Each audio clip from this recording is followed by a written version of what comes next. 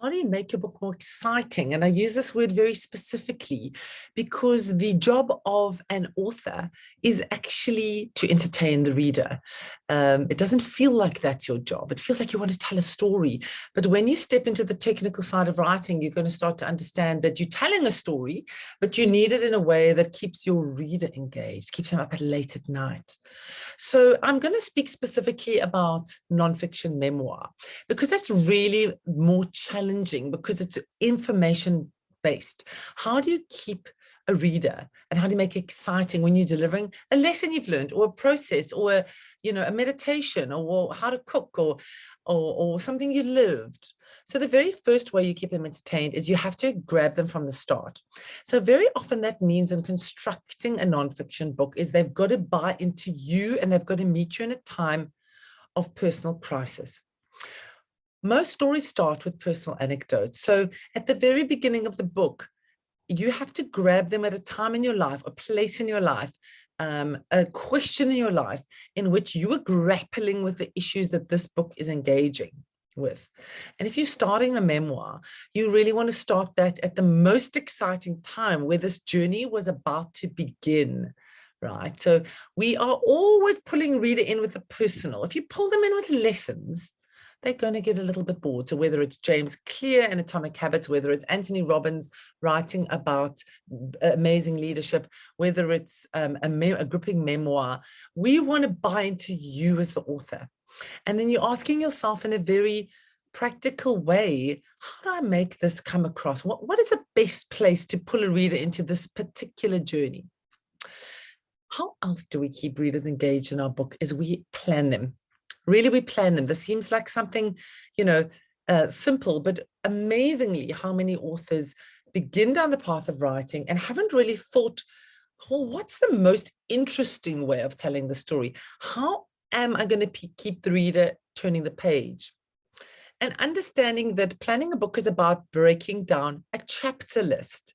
So what could the titles of the chapter be that are interesting, that are directional, that are controversial, that are already putting questions in the mind of the reader before they even read that chapter? So structuring in that way, and then saying, are these tight? Are these linear? Is there a journey in the way I'm rolling my chapters out?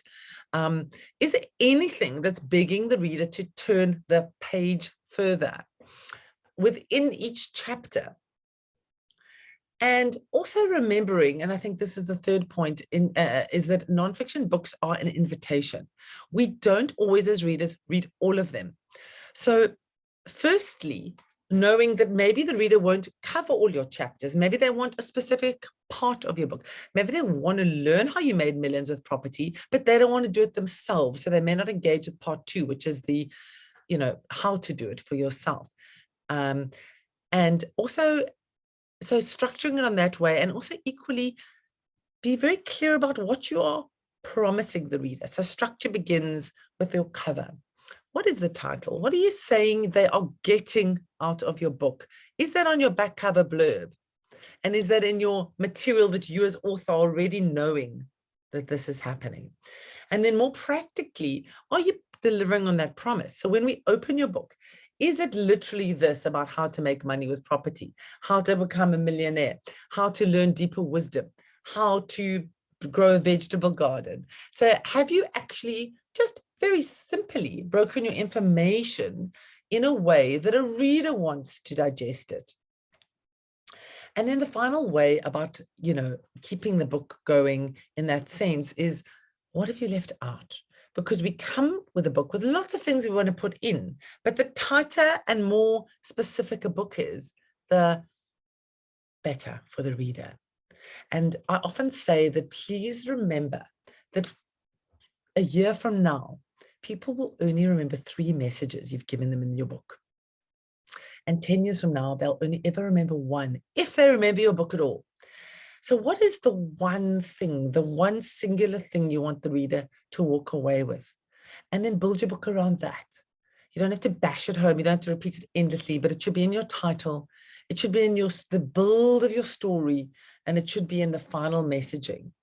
So, and I often ask readers to remember all the 7 habits of highly effective people. And I want to tell you, very few do. I don't. But what I do remember is that highly effective people have habits. And habits means things you've cultivated and repeated over time, and then you've stuck to them. And that's a message I think I take out of a book like that, so many decades on from first reading it.